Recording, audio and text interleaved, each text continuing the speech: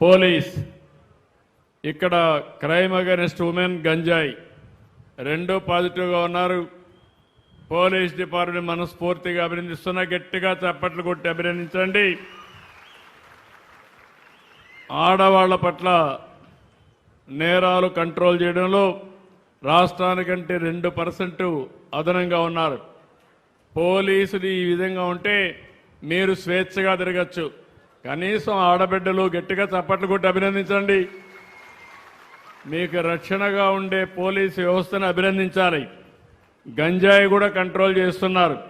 రాష్ట్రానికంటే 2.64 2% అదనంగా ఉంది.